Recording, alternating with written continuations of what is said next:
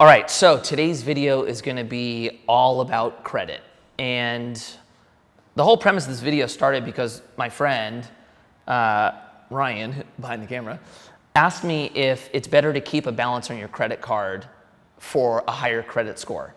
And I didn't know the answer to it when he said that. I was always taught that the best thing you could do is just pay your debt every single month and just be consistent with it. And I've had a great credit score kind of as long as I've had credit, just following that rule. So I do think that is the best rule to follow. But I'm going to talk about the idea of keeping a balance and why that is not true. And then everything that goes into actually creating a good credit score.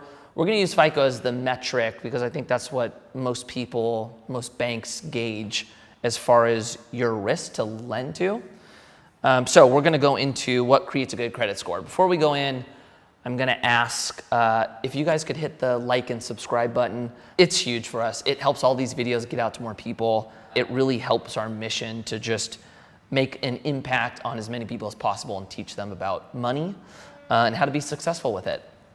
So going into credit, and actually, you know what? Now that I'm saying this, we're going to do a follow-up video on building credit for the first time, because even as I started, that was the hardest thing for me, was being a kid, having no credit, and trying to buy a car that I wanted to finance. I wanted to rent an apartment with a buddy, and I had no credit and couldn't get either of them. So we'll do a follow-up piece on initially building credit.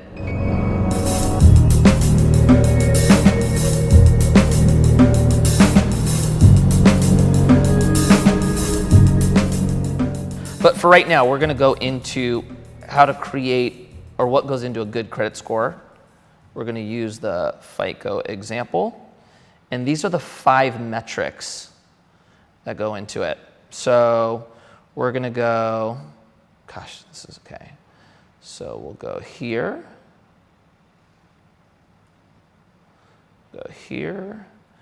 and then boom. Beautiful, right? So the first thing, and a lot of these are going to be obvious when I say them, but the first thing that they look at is payment history. And this makes up about 35% of your FICO score. And payment history is obvious. How well you've done paying off your debts. So really look at it as, I'm the bank, or I'm the credit card, and I want to give you money. I'm trying to gauge how risky you are and what the chances of you paying me back my money are. So if you have a history of paying debt on time and consistently, that, in my eyes, makes you less risky. I can count on you to pay me back because you've done it over a long amount of time.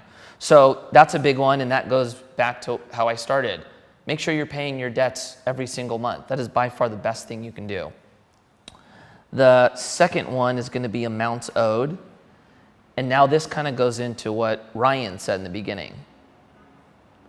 So amounts owed is 30%. And so amounts owed, it doesn't mean that leaving a balance on your credit card gives you a high credit score. What they're really looking at with amounts owed is something called the Credit Utilization Rate. And it's what the percentage of your credit limit do you actually use. So let's say you have a credit limit of $1,000 a month. They don't want you, it's 30%, they don't want you to spend over $300 a month. So they're looking at what you're allowed to spend and what you actually spend. That's your credit utilization rate. And having 30% or below is kind of conventional wisdom on what makes that component successful.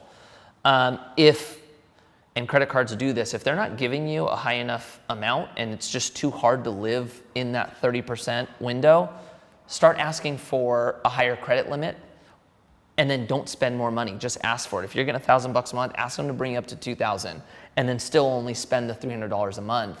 And then, or if it's $500 per se on $1,000, keep it at $500, ask for a bigger limit, and keep asking for bigger limits and keep it at $500. So that's going to be that's going to help your credit utilization rate.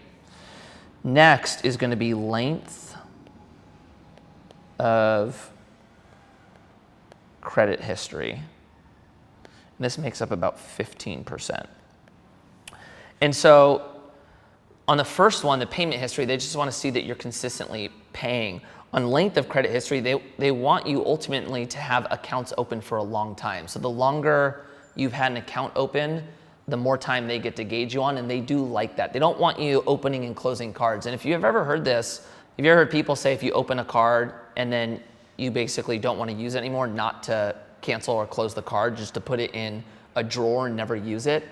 The reason they tell you to do that is because now you have a length of the time, the amount of time that account has been open is now for a longer amount of time, and that helps this component, which is 15%.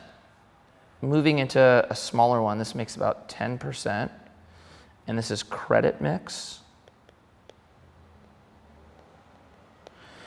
Okay, so the bank wants to see you have different types of credit open. They don't want it to just be credit card debt. So ideally you would have credit card debt that you're paying, you'd have a mortgage, you'd have a car loan or a vehicle loan, so that they're seeing that you have money borrowed in different areas and you're consistently paying. So again, this makes up 10%.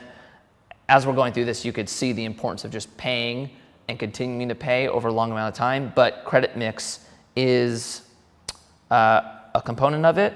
And then the last component is new credit. And this is one that I think happens when you're younger, because when you get your first credit card, you're super excited that you're able to get one. And also, if it's a small limit, well, you just want to get more. They pay attention to when or how often you're opening new cards. So you don't want to open a bunch of cards at one time, because it makes you seem kind of thirsty for credit, or kind of hungry for it. And that's a sign of risk. And then also, don't open a card that you don't think you can be approved for. Only get a card if you feel confident in it. Because every time you get denied, every time you even open a credit report, it dings your credit. So be real cautious that if you're gonna apply for one, you feel comfortable that you're gonna get approved for it. So basically, this is everything that goes into the FICO score. It's pretty self-explanatory. But again, I think if you follow what I was told, pay your credit card every single month, you'll be fine. You'll have great credit. It's more about consistency and discipline than trying to hack the system. So follow those rules, and I think you will be off to a solid start. And then we'll see you guys in the next video.